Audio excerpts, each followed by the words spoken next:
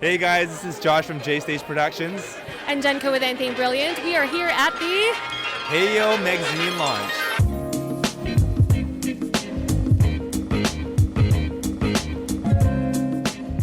This is Joanna. You are the editor, should we say, of this. Show Founder, us editor, the founder, creator, pretty much everything. Anything to do with this beautiful magazine, which we will show you right now. Ooh. So tell me about this. What's behind the name? What's behind the concept? Why did you actually make it? Well, Hayo means let's go in Japanese, which is like a jargon in Indonesia.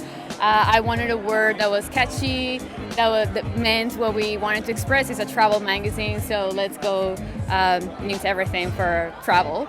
To launch a magazine, I mean, that's no easy feat. Like, magazines are challenging, so I have so much respect for someone who pursues their passion and to really sticks to what they love, and yeah, it's incredible. When I started the magazine was mainly because me being from Colombia, I know how media makes a lot of stereotypes about places or cities and countries. And when I started the travel magazine, the main idea was to talk about the positive side of countries that usually are mistreated by mainstream media. Quick question, you mentioned that you are one of Joanna's really good friends, so tell me about maybe a little bit of the behind the scenes of this, how she birthed this thing. Well, it's certainly been a labor of love for Joanna. She has a huge passion for travel and a even bigger curiosity for what makes people tick and really getting under cultures and really being with the people in the countries where she travels. So that passion has developed into this beautiful publication, and I've watched her take the online version and continue to curate stories and further her passion, and I'm so proud to see her have this party tonight because it's certainly been a labor of love for her to put it together. Well, guess who I bumped into? One of the actual photographers for Hayo's first issue. This is Mr. Jeff Topham, and he did the whole section on what country? Antarctica.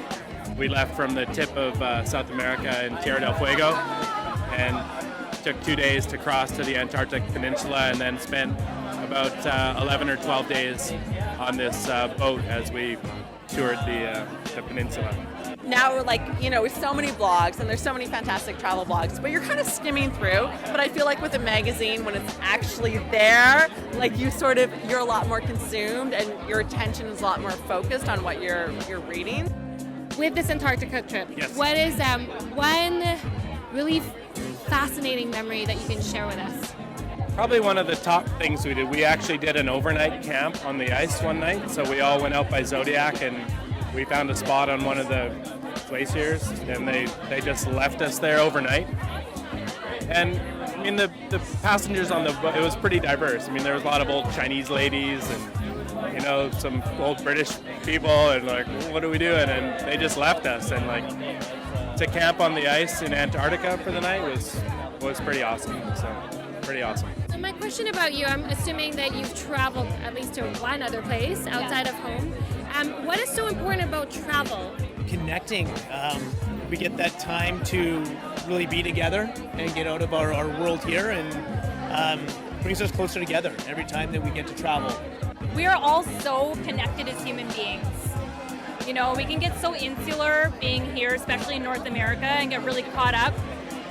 And there's so much to discover, and there's so much wealth beyond what could ever be experienced from behind a computer screen or behind a TV screen.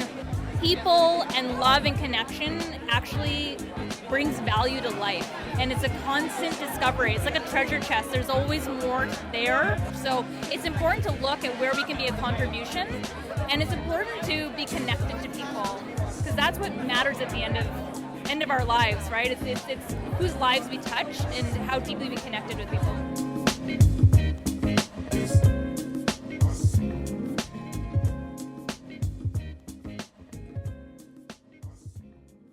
Did you normally just do trips based on someone else's bucket list?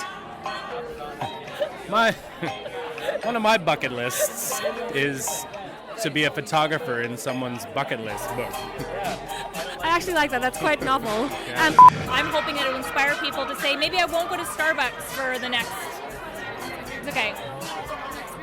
Magazine, they'll be inspired and say, okay. Yeah, just do that. One more time. Starbucks. Okay. Oh, that's So- awesome.